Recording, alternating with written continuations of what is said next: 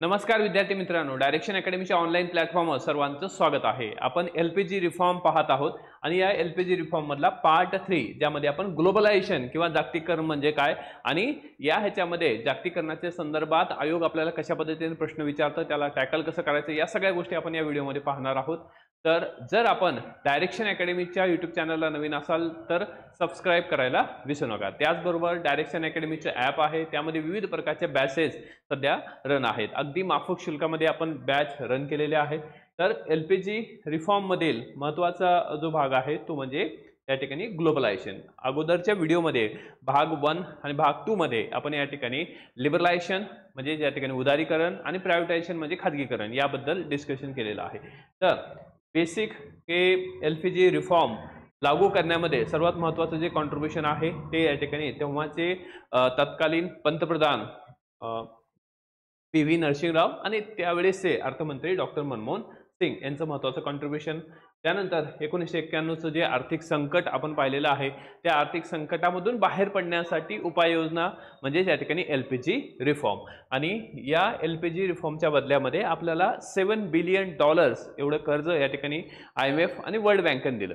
तर मग ह्याच्यामध्ये या लेक्चरमध्ये आपण जागतिकीकरण किंवा ग्लोबलायझेशन म्हणजे काय आणि त्याचा प्रभाव कसा झाला, त्याचे फायदे, त्याचे तोटे आणि त्या संदर्भात जे काही कन्सेप्च्युअल आणि त्याचबरोबर फॅक्च्युअल जे डेटा आहे तो आपण इथं देणार आहोत।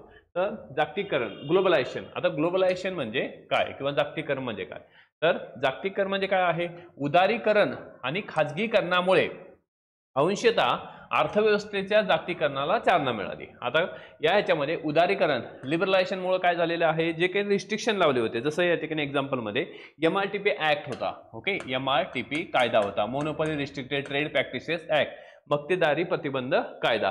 या कायद्यामध्ये सुद्धा सुधारणा करण्यात आल्या। या कायद्याचं रूपांतर कॉम्पिटिशन कमिशन मध्ये करण्यात आलं, कॉम्पिटिशन ऍक्ट मध्ये करण्यात आलं। तर ह्याच्यामुळे उदारीकरणामुळे लिबरलायझेशनमुळे काय झालं की सरकारने जे काही रिस्ट्रिक्शन लावले होते ते रिस्ट्रिक्शन कमी केले, बरोबर। रिस्ट्रिक्शन कमी केले म्हणजे काय आहे, आपल्या देशातून जो काही या ठिकाणी व्यापार व्हायचा म्हणजे आपल्या देशातून वस्तू बाहेरच्या देशात जात होत्या, त्याचबरोबर बाहेरच्या देशातून वस्तू आपल्या देशात येत होत्या, पण त्यावर खूप मोठ्या प्रमाणात रिस्ट्रिक्शन होते। हे रिस्ट्रिक्शन काढून टाकण्यात आले, ठीक आहे। तर हे झालं उदारीकरण। त्यानंतर खाजगीकरण, जे सरकारनं सब कुछ सरकार करायचं, सरकारकडे या ठिकाणी मोठ्या प्रमाणात उद्योग जे हे रिझर्व्ह ठेवले होते, मग ते रिझर्व्ह या ठिकाणी उद्योग डिरिझर्व्ह करण्यात आले किंवा या ठिकाणी एक जे रिझर्व्ह म्हणजे किंवा सरकारचे तोट्यामध्ये चालणारे जे काही PSUs आहे किंवा सार्वजनिक उद्योग होते ते सुद्धा या ठिकाणी म्हणजे खाजगी व्यक्तींना संस्थेला विकण्यात आले, त्याला आपण खाजगीकरण असं म्हणतो। आता यामध्ये या उदारीकरण आणि खाजगीकरणाच्या माध्यमातून काय झालेलं आहे किंवा की जागतिकीकरणाला चालना मिळाली। म्हणजे उदारीकरणाच्या माध्यमातून काय झालं हे आपण जे काही आयातीवर निर्बंध लावले होते, टॅरिफ लावले होतं, ते टॅरिफ सुद्धा कमी केलं। त्याचबरोबर या ठिकाणी आपल्या देशातून निर्यात सुद्धा वाढायला लागली, ओके, आयात वाढली, त्याचबरोबर निर्यात सुद्धा वाढली। आणि त्यामुळे काय झालेलं आहे की आपली वस्तू किंवा की खाजगीकरणामुळे काय झालं की प्रोडक्शन वाढलं, ओके, वस्तू वाढली, प्रोडक्शन वाढलं। मग प्रोडक्शन किंवा वस्तू तयार केल्यानंतर, वस्तू असेल किंवा सेवा असेल, सर्व्हिस असेल, हे तयार करण्यानंतर ती या ठिकाणी जगामध्ये पाठवणं गरजेचं होतं, वर्ल्ड मध्ये पाठवणं गरजेचं होतं। तर त्यासाठी जो रस्ता होता, वे होता, तो म्हणजे काय आहे, ग्लोबलायझेशन। म्हणजे आपली वस्तू, ओके, हे जगातल्या प्रत्येक देशामध्ये पोहोचणं गरजेचं होतं किंवा जगामध्ये पोहोचणं गरजेचं होतं। त्यासाठी या ठिकाणी त्याच्यावर एक उपाय म्हणजे जागतिकीकरण। जागतिकीकरण म्हणजे काय आहे, कुठल्याही प्रकारचे रिस्ट्रिक्शन असणार नाहीत। म्हणजे आज आपण पाहतोय की एखादी वस्तू तुम्हाला जर ॲपल फोन पाहिजे असेल तर तुम्ही अमेरिकेतून मागवू घेऊ शकता किंवा आपल्या देशातली एखादी वस्तू अमेरिकेमध्ये पाठवता येते किंवा कुठल्याही देशात पाठवता येते। हे म्हणजे काय आहे, जागतिकीकरण आहे, त्यालाच आपण ग्लोबलायझेशन असं म्हणतो। जागतिकीकरण म्हणजे जागतिक अर्थव्यवस्थेची निर्मिती। आता यामध्ये काय झालेले आहे, तर अर्थव्यवस्था कशी झालेली आहे, जागतिक झालेली आहे, बरोबर। म्हणजे ह्याच्यामध्ये कुठल्याही प्रकारचे रिस्ट्रिक्शन असणार नाहीत। वस्तू जी आहे ती आपल्या देशातून पण बाहेर जाईल, बाहेरच्या वस्तू पण येतील, सेवा या सगळ्या गोष्टी आहे। म्हणजे अर्थव्यवस्था ही काय झालेली आहे, ग्लोबल झालेली आहे, वैश्विक झालेली आहे। आणि वैश्विक अर्थव्यवस्था ही या श्रेणीतील अशी सीमारहित अर्थव्यवस्था असते, म्हणजे कुठल्याही प्रकारचे रिस्ट्रिक्शन सीमा असणार नाही। तर सीमारहित अर्थव्यवस्था असते जिथे नफा वस्तू व सेवा, भांडवल, श्रम आणि तंत्रज्ञानाचा प्रवाह जो आहे मुक्तपणे या ठिकाणी देशाच्या सीमा पार जात असतो. म्हणजे याचा अर्थ काय आहे की आपल्या देशातून वस्तू असेल किंवा सेवा असेल दुसऱ्या देशात जातात, त्याचबरोबर भांडवल सुद्धा आपल्या देशातून दुसऱ्या देशात जातं, दुसऱ्या देशातून आपल्या इथं येतं, तंत्रज्ञानाची सुद्धा देवाणघेवाण होत असते, संस्कृतीची सुद्धा देवाणघेवाण या माध्यमातून होत असते. त्याला या ठिकाणी आपण काय म्हणतो, जागतिकीकरण असं म्हणतो. देशाच्या अर्थव्यवस्थेला जागतिक अर्थव्यवस्थेची एकरूप करणे म्हणजेच या ठिकाणी जागतिकीकरण. यामध्ये मुक्त व्यापार आणि गुंतवणुकीवर जे काही रिस्ट्रिक्शन लावले होते, बंधन लावले होते, ते सगळे काढून टाकण्यात आले. म्हणजे गुंतवणुकीच्या बाबतीत जर पाहिलं तर या ठिकाणी there is a two way. Okay, इन्व्हेस्टमेंटसाठी काय आहे, दोन वे आहेत. एक आहे FDI, दुसरा आहे FII. FDI म्हणजे काय आहे, फॉरेन डायरेक्ट इन्व्हेस्टमेंट आहे, परकीय प्रत्यक्ष गुंतवणूक आहे, आणि परकीय अप्रत्यक्ष गुंतवणूक आहे, ज्याला फॉरेन इनडायरेक्ट इन्व्हेस्टमेंट असं म्हटलं तर किंवा इन्स्टिट्यूशनल इन्व्हेस्टमेंट सुद्धा म्हटलं जातं. या मार्गाने काय आहे, आपल्या देशामध्ये मोठ्या प्रमाणात गुंतवणूक यायला सुरुवात झाली. तर ही गुंतवणूक का आली, कारण आपण रिस्ट्रिक्शन काढून टाकण्यात आले. प्रायव्हेट व्यक्ती सुद्धा आपल्या देशामध्ये काय आहे, कारखाने टाकू शकतो, आपला व्यक्ती सुद्धा बाहेरच्या देशात जाऊ शकतो. यालाच आपण या ठिकाणी जागतिकीकरण असं म्हटलेलं आहे. तेव्हा LPG मधला शेवटचा जो आहे तो जागतिकीकरण. ओके, याच्यामध्ये ग्लोबलायझेशन. आता जागतिकीकरणाचे उपाय काय आहेत, आता उपायामध्ये काय आहे, या ह्याच्यामध्ये जागतिकीकरणाच्या उपायामधला पहिला उपाय आहे संख्यात्मक नियंत्रणाचे उत्तेजन. आता यामध्ये रिस्ट्रिक्शन लावले होते. कशावर रिस्ट्रिक्शन लावले होते, की या ठिकाणी मोठ्या प्रमाणात टॅरिफ लावले होते की बाहेरच्या देशातून वस्तू आपल्या देशात येणार नाही. म्हणजे आयातीवर जे कर लावलं होतं त्याला टॅरिफ असं म्हटलं जातं. मग आता यामध्ये त्याचबरोबर निगेटिव्ह लिस्ट होती की कोणती वस्तू या ठिकाणी तुम्हाला आणायची आहे, कोणती वस्तू पाठवायची आहे, याचं सुद्धा या ठिकाणी रिस्ट्रिक्शन होतं. मग हे संख्यात्मक जी बंधनं आहे ते या ठिकाणी काढून टाकण्यात आली. विदेशी भांडवलाचा प्रोत्साहन देण्यात. आता विदेशी भांडवल हे जे आहे हे दोन मार्गाने येत असतं. एक आहे FDIच्या माध्यमातून, दुसरा आहे FIIच्या माध्यमातून. याला प्रोत्साहन देण्यात आलं, म्हणजेच या ठिकाणी जागतिकीकरण आहे. दुसरं रुपयाची परिवर्तनशीलता. ओके, रुपया जो आहे या ठिकाणी कन्वर्ट करण्यात आला.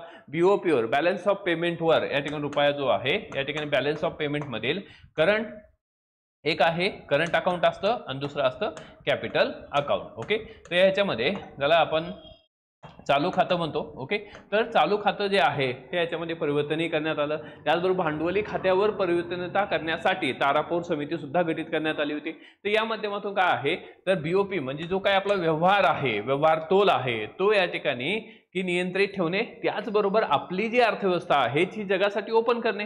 तर याला या ठिकाणी रुपयाची परिवर्तनशीलता जी आहे ते या ठिकाणी ही सुद्धा एक प्रकारे रिस्पॉन्सिबल आहे. ओके, त्यानंतर विदेशी कंपन्यांचा सहभाग मोठ्या प्रमाणात आपल्या देशामध्ये काय आहे, विदेशी कंपन्या आल्या. ओके, FDIच्या माध्यमातून.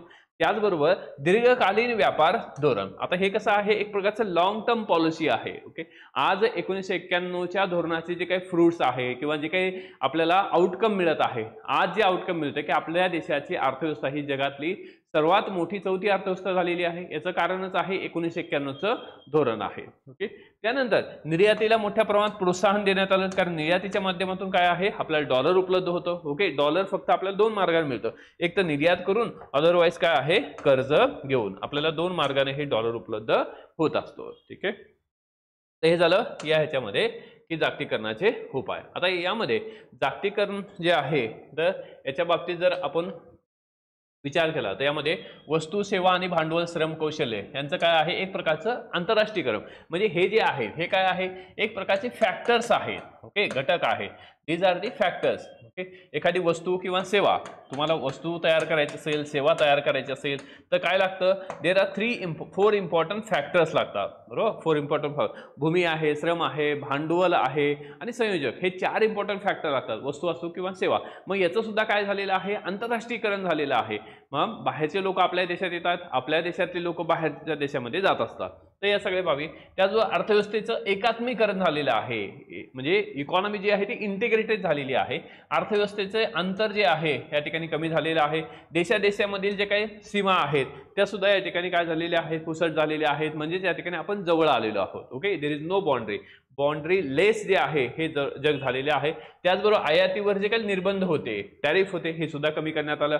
आणि बहुउद्देशीय कंपन्यांना आपल्या देशामध्ये मुक्त प्रवेश मिळाला. म्हणजे त्याला आपण मल्टीनॅशनल कंपनीज असं म्हणतो. ओके, बहुराष्ट्रीय कंपन्या असतील किंवा या ठिकाणी WTO असेल, तर यामध्ये किंवा जागतिकीकरणाचे उद्दिष्ट साध्य करण्यासाठी जे आधारस्तंभ आहे, एक तर मल्टीनॅशनल कंपनीज आहेत, त्याचबरोबर WTO आहे, त्यानंतर या ठिकाणी IMF असेल, वर्ल्ड बँक असेल, यांचं सुद्धा महत्त्वाचं कॉन्ट्रिब्युशन आहे. आता याचे जर फायदे आपण पाहिले, ओके, जागतिकीकरणाचे फायदे, तर जागतिकीकरणाचा पहिला फायदा काय आहे, ते या ठिकाणी व्यापार निर्मिती आहे. म्हणजे व्यापार व उद्योग यांचे जास्त खर्चिक असलेल्या देशातून, म्हणजे हे या ह्याच्यामध्ये महत्त्वाची बाब काय आहे की एखादी वस्तू तुम्हाला तयार करायची आहे आणि तुमच्या देशामध्ये ती वस्तू तयार करण्यासाठी काय आहे किंवा की खर्च जो आहे तो जास्त लागत आहे. ओके, मग ती वस्तू दुसऱ्या देशातून तयार करणं, ते प्रोडक्शन, जसं आपण पाहतो की मॅक्सिमम ज्या बाबी आहेत किंवा मॅक्सिमम ज्या वस्तू आहेत त्या चायनामध्ये तयार केल्या जातात. इव्हन या ठिकाणी तुम्ही ॲपल फोन जरी घेतला तर त्याची बॅटरी कुठं आहे, चायनात तयार केली जाते. चायनामध्येच का, कारण या ठिकाणी चायनामध्ये काय आहे, लो कॉस्टिंग आहे. ओके, मजूर जे आहे तो या ठिकाणी मोठ्या प्रमाणात आहे, स्किल वर्कर्स आहेत, टेक्नॉलॉजी आहे, त्यामुळं या ठिकाणी प्रोडक्शन कॉस्ट जी आहे ती कमी होते. आणि यामुळं काय होतं की या ठिकाणी व्यापार आणि उद्योगासाठी किंवा की जी गरज आहे किंवा एखाद्या प्रोडक्ट, म्हणजे ॲपल आहे त्यासाठी बॅटरी तयार करायची असेल तर चायनामधून तयार केली जाते. म्हणजे याचा अर्थ काय की जागतिकीकरणामुळं एक वस्तू तयार करण्यासाठी आपण 10 ठिकाणी ती वस्तूचं असेंब्ली करू शकतो किंवा 10 ठिकाणाहून एकत्र एक माल किंवा एखाद्या विविध प्रकारचे पार्ट्स आपण एकत्र आणून ती वस्तू तयार करू शकतो. तर हा एक फायदा या ठिकाणी जागतिकीकरणामुळे आपल्याला दिसतो. तोट्याच्या बाबतीत जर पाहिलं तर जागतिकीकरणाची संकल्पना ही काय आहे, या ठिकाणी अद्याप वस्तू, सेवा आणि भांडवल यापुरतीच काय आहे, मर्यादित राहिलेली आहे. याचा तोटा आपल्याला या पद्धतीने आपण बोलू शकतो. आणि LPG ची जर आपण तुलनात्मक अभ्यास केला तर खाजगीकरण हा जो आहे हे एक प्रकारचा आर्थिक सुधारण्याचा मार्ग आहे. उदारीकरण जे आहे, ओके, आपल्याला असं म्हणता येईल की खाजगीकरण जे आहे, खाजगीकरण काय आहे, आर्थिक सुधारणांचा मार्ग आहे खाजगीकरण. ठीक आहे, उदारीकरण हे काय आहे, आर्थिक सुधारणांची दिशा आहे. म्हणजे खाजगीकरण काय आहे, एक प्रकारचा मार्ग आहे, वे आहे, आणि उदारीकरण काय आहे, दिशा आहे, आणि जागतिकीकरण काय आहे, अंतिम सुधारण्याचे अंतिम ध्येय आहे, अंतिम उद्दिष्ट आहे. याच्यावर सुद्धा या ठिकाणी क्वेश्चन विचारला गेलेला आहे. ठीक आहे, तर इथं लक्षात ठेवायचं की उदारीकरण हा जागतिकीकरण आणि खाजगीकरण यांच्यामधील काय आहे, दुवा आहे. ओके, उदारीकरण काय आहे, या ठिकाणी जागतिकीकरण आणि खाजगीकरण यांच्यातील दुवा आहे. आणि शेवटी उदारीकरण, खाजगीकरण यांचे जे अल्टिमेट गोल आहे किंवा या ठिकाणी अंतिम जे आहे ते काय आहे, या ठिकाणी खाजगी, म्हणजे त्याला आपण जागतिकीकरण असं म्हणतो. आता यामध्ये मल्टीनॅशनल कंपनीज म्हणजे काय आहे, ज्या कंपन्या एका देशापेक्षा अनेक देशामध्ये काम करतात त्याला आपण मल्टीनॅशनल कंपनीज असं म्हणतो. त्याच्यामध्ये विविध प्रकारच्या कंपन्या, जसं या ठिकाणी एखादी कोका-कोला कंपनी आहे किंवा सॉफ्टवेअर कंपनी आहे त्याला आपण बहुराष्ट्रीय कंपन्या म्हणतो. ओके, तर या ह्याच्यामध्ये ती कंपनी काय आहे, एका देशामध्ये त्याचं हेडक्वार्टर आहे आणि अनेक देशामध्ये ती काम करत असते. आता याचे काही तोटे पण आहे, त्याचे काही फायदे सुद्धा आहेत. ओके, तर बहुराष्ट्रीय कंपन्या आपल्या देशामध्ये काय येतात, कारण काय आहे, भारत ही सगळ्यात मोठी बाजारपेठ आहे. त्याचबरोबर काय आहे, पायाभूत सुविधा आपल्या देशामध्ये उपलब्ध होतात. त्याचबरोबर राजकीय आणि आर्थिक स्थैर्य आहे आणि विकसनशील अर्थव्यवस्था आहे.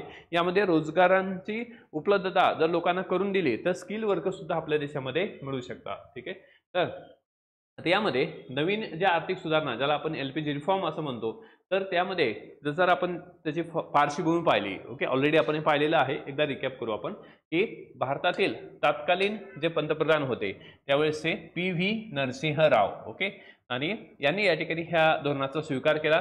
23 जुलै, डेट लक्षात ठेवा, 23 जुलै 1991 रोजी तेव्हाचे वित्तमंत्री होते डॉक्टर मनमोहन सिंग यांनी खाजगीकरण, उदारीकरण आणि जागतिकीकरण राबवण्याचा कार्यक्रम जो आहे तो राबवण्याला सुरुवात केली. त्यालाच आपण LPG रिफॉर्म म्हणतो. आणि 24 जुलै 1991 रोजी नवीन औद्योगिक धोरण सुद्धा या ठिकाणी सुरुवात करण्यात आली.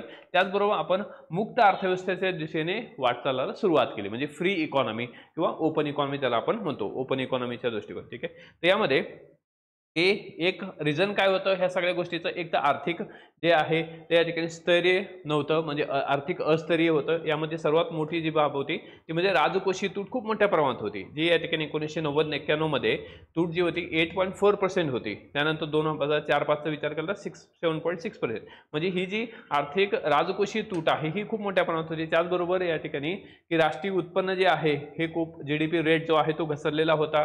त्याचबरोबर या ह्याच्यामध्ये आपल्या देशावरचं जे कर्ज आहे हे कर्ज सुद्धा खूप मोठ्या प्रमाणात होतं. ओके, आणि IMF असेल किंवा जागतिक बँक असेल ज्यांच्यामध्ये राजकोषीय तूट जी आहे हे काय असली पाहिजे, 3% आत असणं गरजेचं आहे. ओके, त्यानंतर दुसरं कारण होतं LPG रिफॉर्म आपण स्वीकारायचं किंवा या ठिकाणी की जे काही आर्थिक त्याला आपण क्रायसिस किंवा या ठिकाणी संकट म्हणतो, ते संकट निर्माण होण्याचं कारण होतं चलनवाढीचा दर. मग 90-91 मध्ये 10% होतं, 91-92 मध्ये 13.6% हा या ठिकाणी आपला चलनवाढीचा दर दिसतो. त्याचबरोबर व्यवहार तोलाचे संकट, म्हणजे भारताकडे फक्त $1.1 बिलियन म्हणजे अब्ज डॉलर एवढाच पैसा होता. 2 ते 3 आठवडे पुरेल एवढाच या ठिकाणी आपण आयात करू शकतो. म्हणजे याचा अर्थ काय आहे की भारताकडं फक्त 3 आठवडे आपण बाहेरच्या देशातून काय करू शकतो की वस्तू आयात करू शकतो, एवढा पैसा आपल्याकडं उपलब्ध होता. आणि त्या दरम्यान भारतानं काय केलं की रुपयाचं सुद्धा अवमूल्यन केलं. रुपयाचा अवमूल्यनाचा हेतू काय होता किंवा अवमूल्यनाचा जो हेतू असतो तो म्हणजे काय आहे, आयात कमी करणे, निर्यात वाढवणे. कारण निर्यातीच्या माध्यमातून आपल्याला डॉलर उपलब्ध होतो आणि जे काही आपलं फॉरेन करन्सी आहे किंवा परकीय गंगाजळी ज्याला आपण म्हणतो, फॉरेन रिझर्व्ह म्हणतो, तो या ठिकाणी वाढण्यामध्ये त्यामध्ये मदत होते. त्यानंतर की अर्थव्यवस्थेमध्ये काही स्ट्रक्चरल बदल करण्यात आले. संरचनात्मक या ठिकाणी दोष सुद्धा आपल्याला दिसतात. त्यालाच आपण भारतीय अर्थव्यवस्थेचे काही संरचनात्मक दोष आपल्याला दिसतात.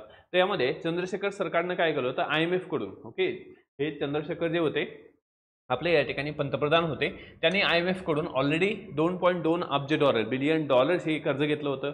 त्यानंतर या ठिकाणी भारताची पत घसरली, म्हणजे हे जे टेम्पररी उपाय होते. त्यानंतर मग आरबीआयने काय केलं, आरबीआयकडे सोनं होतं. एक तर सोनं या ठिकाणी बँक ऑफ इंग्लंड, त्याचबरोबर या ठिकाणी हे बँक ऑफ स्वित्झर्लंड, त्याचबरोबर बँक ऑफ जपान यांच्याकडे काय आहे, या ठिकाणी हे सोनं ठेवलं आणि त्या बदल्यामध्ये सुद्धा काय आहे, आपल्याला या ह्याच्यामध्ये डॉलर उपलब्ध झाले. परंतु या ह्याच्यामध्ये की ही काय होतं किंवा की ही टेम्पररी ॲडजस्टमेंट होती. परंतु परमनंट ॲडजस्टमेंटसाठी काय आहे की भारताला हा जो रिफॉर्म आहे तो स्वीकारावा लागला. मग यामध्ये संरचनात्मक बदलांचा जो कार्यक्रम आहे, स्ट्रक्चरल चेंजेसचा जो कार्यक्रम आहे, तो म्हणजे काय आहे, सार्वजनिक क्षेत्राची भूमिका जी आहे सरकारनं कमी करणे. ओके, सरकारची सार्वजनिक क्षेत्राची जी भूमिका आहे, ओके, तर ही कमी करणे आणि खाजगी क्षेत्राची भूमिका वाढवणे, म्हणजे त्यालाच आपण खाजगीकरण म्हणतो. दुसरं, सरकारची निर्बंध दूर करणे, उदारीकरण म्हणतात. आणि परकीय वस्तू सेवा मुक्त प्रवेश म्हणजेच या ठिकाणी जागतिकीकरण, या माध्यमातून या ठिकाणी काय करण्यात आलं की हा LPG रिफॉर्म आपण स्वीकारण्यात आला. ओके, आणि नवीन जे काही LPG रिफॉर्म आहे, नवीन औद्योगिक धोरण आहे, आर्थिक धोरण आहे, याचं या ठिकाणी 2 भागामध्ये आपण डिव्हिजन करतो. एक तर या ठिकाणी स्थिरीकरणाचा कार्यक्रम, स्टेबलायझेशन, आणि दुसरं होतं स्ट्रक्चर रिफॉर्म. आता स्थिरीकरणाचं काय आहे, तर या ठिकाणी मागणी व्यवस्थापन करणं आणि रचनात्मक बदल जे आहे हे काय आहे, एक प्रकारे पुरवठ्याचं व्यवस्थापन करणं. तर अशा पद्धतीनं आपण तिन्ही जे काही पॉईंट्स आहे, LPG, लिबरलायझेशन, प्रायव्हेटायझेशन आणि ग्लोबलायझेशन, इथं कव्हर केलेले आहेत. तर निश्चित याचा फायदा येणाऱ्या एक्झामसाठी तुम्हाला होणार आहे. तर त्याचबरोबर आपण टेस्ट सिरीज लॉन्च केलेली आहे. 199 रुपयामध्ये ही टेस्ट आहे. 11 टेस्ट आहेत कंबाईनच्या विथ या ठिकाणी ॲनालिसिस. तर त्याचबरोबर फिनिक्स बॅच ऑनलाईन बॅच आहे, तर ही सुद्धा आपण लॉन्च केली. याची सुद्धा या ठिकाणी तुम्हाला video lectures, demo lectures available आहेत. त्यानंतर सोशिओलॉजीची, मेन्ससाठी सोशिओलॉजीची अत्यंत दर्जेदार अशी बॅच इंग्लिश मीडियम त्याचबरोबर मराठी मीडियममध्ये उपलब्ध आहे. ह्याचे सुद्धा डेमो लेक्चर ॲपवर त्याचबरोबर यूट्यूबवर उपलब्ध आहेत. आणि डिपार्टमेंटसाठी अत्यंत महत्त्वाची अशी प्रिलियम ओरिएंटेड बॅच आपण लॉन्च केलेली आहे. तर ती आहे या ठिकाणी 7,000 रुपये ज्याची मूळ फी आहे, परंतु आपण सवलतीमध्ये 3,999 रुपयालाच ही बॅच अवेलेबल करून दिलेली आहे. त्याचबरोबर या ठिकाणी कंबाईन आणि राज्यसेवेच्या इतरही बॅचेस आहेत, प्रिलिमच्या बॅचेस आहेत, त्यासुद्धा तुम्ही ॲपवर पाहू शकता. त्याचबरोबर सर्व बॅचेससाठी, सरळ सेवा बॅचेससाठी सुद्धा तुम्हाला या ठिकाणी डायरेक्शन अकॅडमीचं ॲप डाउनलोड करायचं आहे. सरळ सेवेच्या सुद्धा बॅचेस आपल्याकडे अवेलेबल आहेत. त्याचबरोबर या लेक्चरची जी PDF आहे तुम्हाला डायरेक्शन अकॅडमीच्या टेलिग्राम चॅनलला उपलब्ध आहे. त्या ठिकाणी तुम्ही डाउनलोड म्हणजे टेलिग्राम चॅनल जॉईन करा, त्या ठिकाणी ही PDF तुम्हाला उपलब्ध आहे. तर अशाच प्रकारच्या नवीन नवीन व्हिडिओसाठी डायरेक्शन अकॅडमीचं यूट्यूब चॅनल सबस्क्राईब करायला विसरू नका. Thank you, all the best and जय हिंद.